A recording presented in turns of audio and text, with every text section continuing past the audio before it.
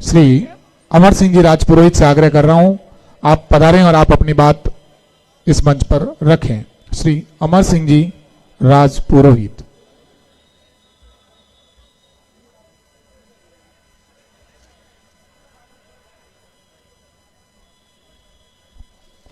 धन्यवाद प्रकाश जी।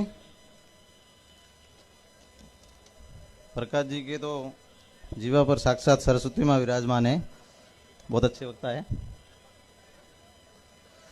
मंच के सामने विराजमान 36 कौम के सभी अग्रणीय, सभी हमारे व्यापारी भाई, युवा शक्ति, आप सभी वर्किंग डे होने के बावजूद इतनी बड़ी संख्या में यहाँ पर आए हो, आप सभी का तहे दिल से स्वागत करते हैं हम टीम रविंद्र सिंह भाटी की तरफ से।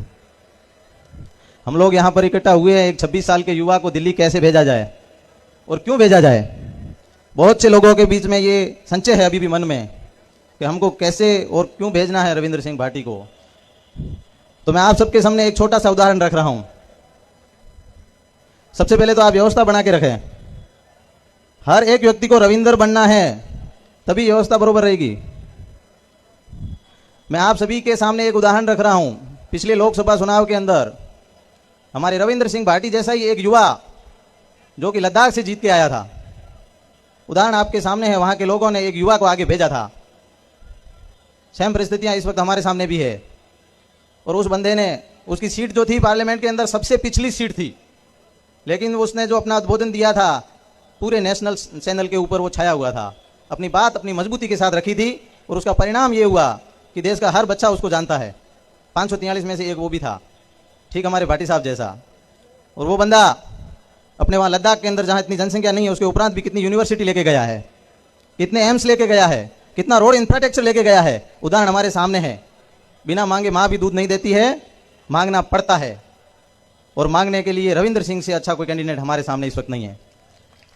और बात करें अगर हमारे पुराने एमपीओ की, तो जब से देश आजाद हुआ है तब से लगाकर अभी तक हम हर चुनाव में कैंडिडेट तो एक भेजते ही हैं, चाहे किसी भी पार्टी का भेजें। लेकिन आपने कभी भी बाड़मेर और जैसलमेर का कोई कैंडिडेट को पार्लियामेंट के अंदर बोलते हुए सुना है क्या? मैं आप सभी से सवाल कर रहा हूं, कभी देखा है क्या टीवी चैनल पे कि बाड़मेर और जैसलमेर का कोई एमपी बोल रहा है? वहां पे नहीं बोला होगा। वो उनकी कमजोरी नहीं है, हमने ऐसे व्यक्तित्व को ही आगे भेजा है।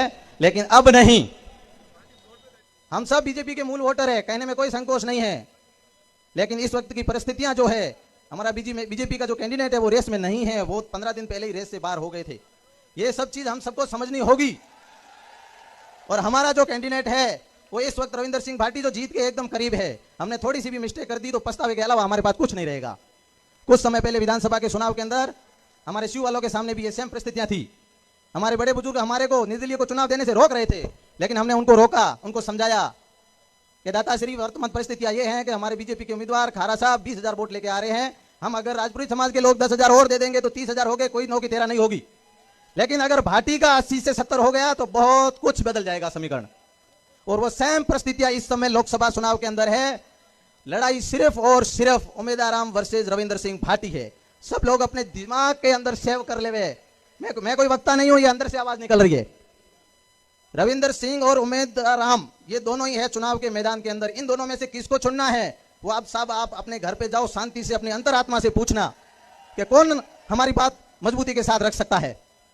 और रविंद्र सिंह भाटी को मैं निजी रूप से पहचानता हूं कि उसने न तो कभी जातिवाद किया है और न करेगा। हमने शिव वालों ने तो प्रैक्टिकल देखा है। हमारे भी एक काम पड़ा था, अभी बंदा जयपुर से सीधा आया बाड़मेर तक, एक छोटे से काम के लिए भी बंदा एनी टाइम हाजिर रहता है और वो एमपी बन गया, फिर भी रहेगा।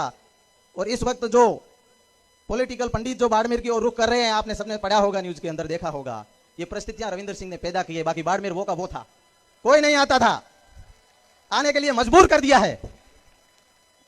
वो के वो नेता कोई पूछता नहीं था बाड़मेर जैसलमेर बालोतरा को।